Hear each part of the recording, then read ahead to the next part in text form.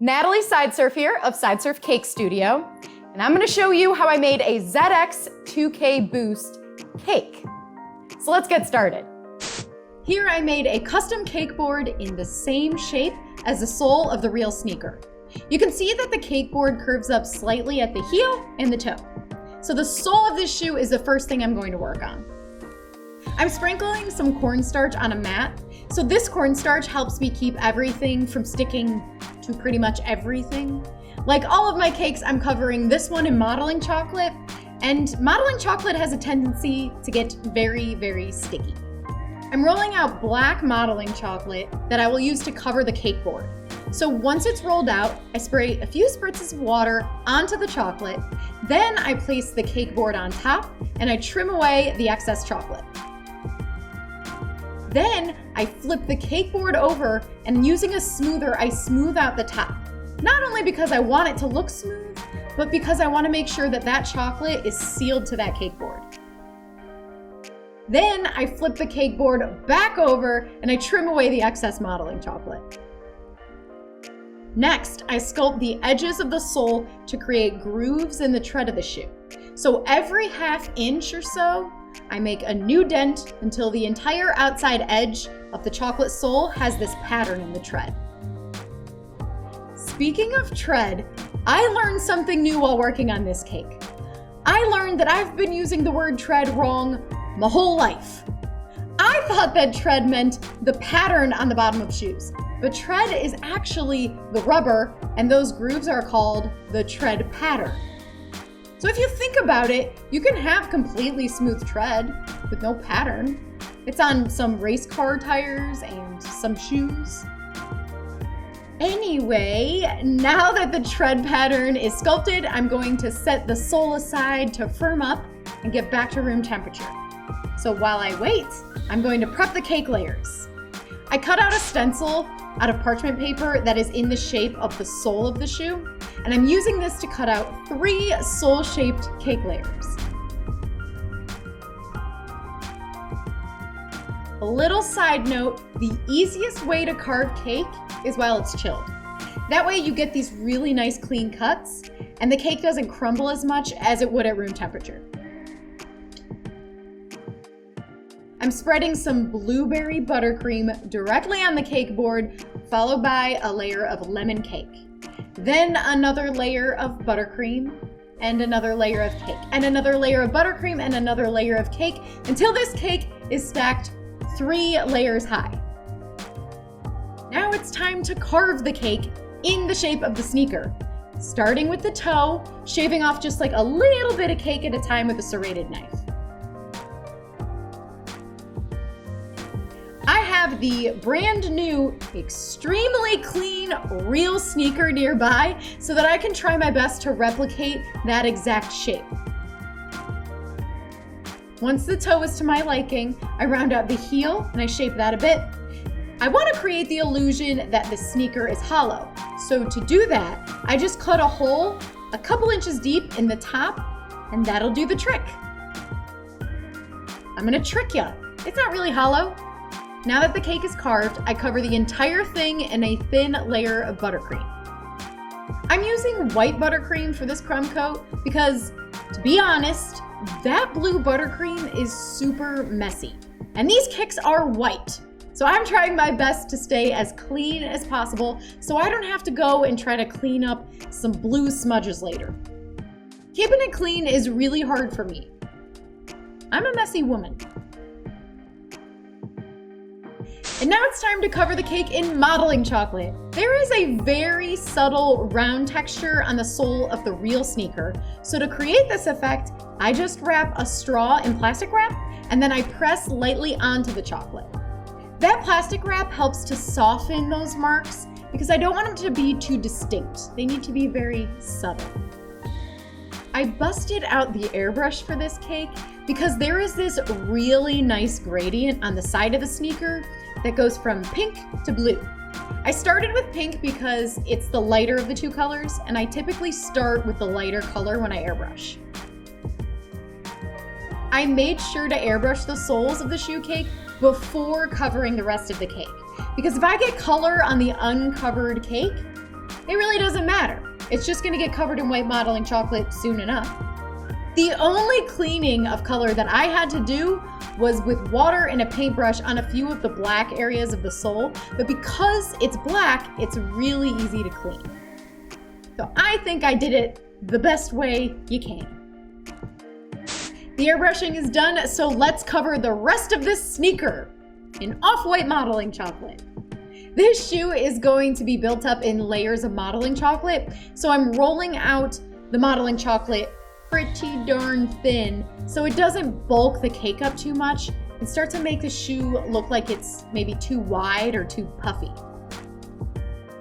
I just smooth out the chocolate, work it around the cake, and then I trim away the excess chocolate with a blade. And with a sculpting tool, I clean up where the top of the shoe and the sole meet. Next, with a pointed tool, I'm scoring lines onto the chocolate of each of the larger shapes that are on the real shoe. The real shoe is the perfect model. It stayed very still, and it didn't even complain at all when I poked it with a sculpting tool. I'm sorry. Oh, bad joke. To create this effect of the small mesh texture, I used a wheel punch tool. So this is an embossing tool that typically is used in crafts and in sewing, but it's also great for cake. Next, I roll out more modeling chocolate and I press a clean texture mat onto it. So it's gonna give this super subtle fabric texture, like I see on the real shoe. And to create a larger mesh pattern, I cut a straw down slightly, I bent it into a small pointed oval shape, and then I taped it closed. Now I can just punch out holes to look like the larger mesh pattern. Then I place this layer on top of the sneaker cake, and I match it up so that the larger mesh is placed over top of that smaller mesh area, the area that I punched with those super tiny holes with that fun wheel punching tool. And I love this effect. It's so fun. Now I'm cleaning up the edges again with a blade. Gotta keep it clean, clean, clean. Next, I'm adding a chunk of modeling chocolate to shape the sneaker a bit.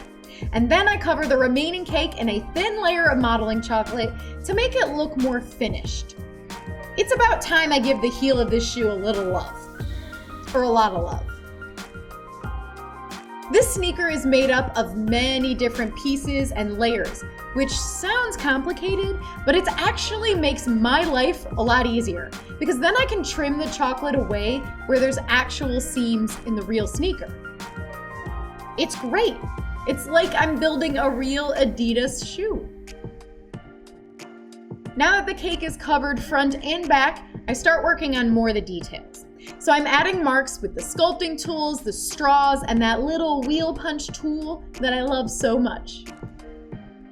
I think the biggest challenge regarding this cake is that the edible materials that I'm using to recreate this sneaker are dense, they're bulky, they're really heavy, but the real shoe is squishy and airy and light.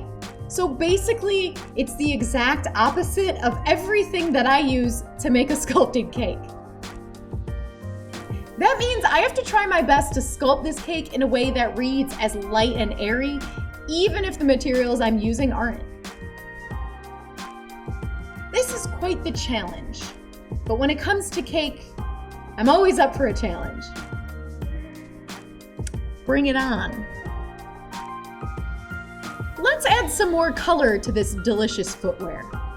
So for the heel loop, I'm rolling out some blue modeling chocolate and I'm adding a line texture with a texture mat. Then I very carefully attach it to the back of the cake. Now that we've got a loop, it's time to add that fun pink back with the Adidas logo. This is where the real shoe comes in.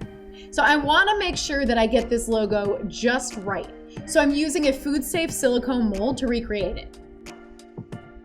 While soft, I press the silicone putty onto the actual shoe, then I peel it away, and look how beautiful and easy that was.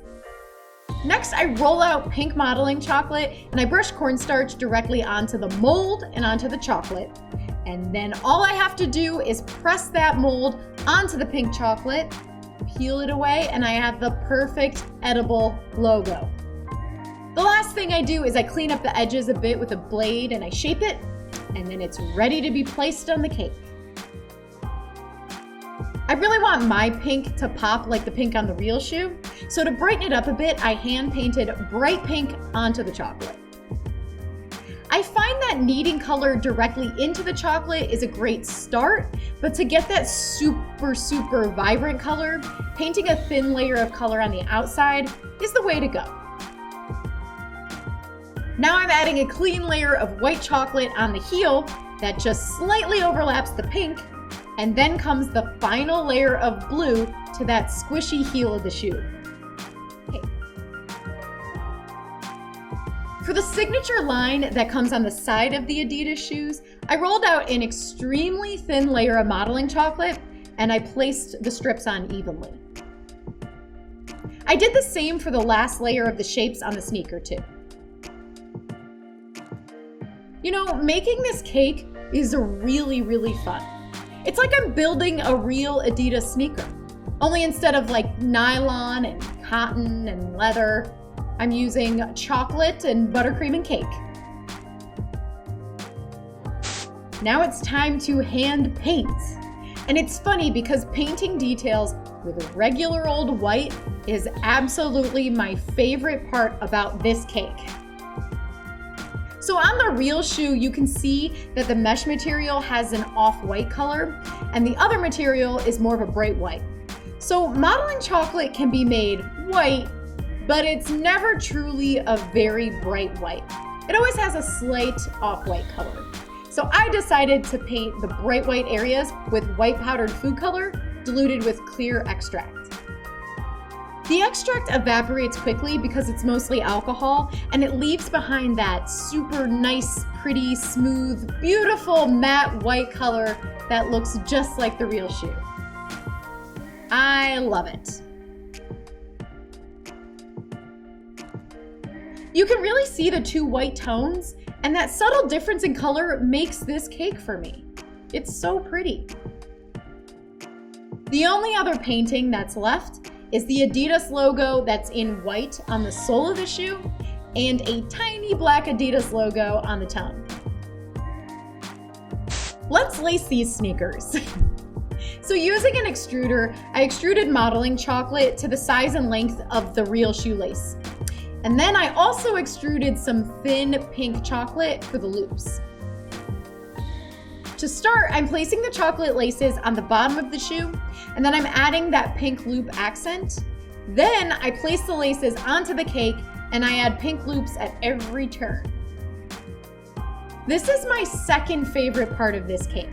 The white food color effect, that's my favorite, but I really like those pink loops. They look so fragile, and also that pop of pink color on the shoe is just a great design. Lacing this cake was time-consuming, but also really fun. Things can be both time-consuming and fun, I swear. That is very common in cake.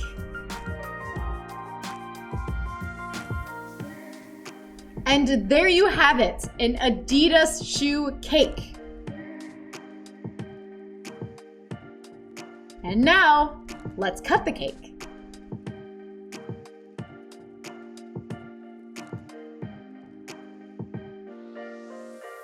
This is an oddly satisfying sneaker, and this is an oddly satisfying cake. What a pair. Oh my God, I'm sorry. That's the last joke, I swear.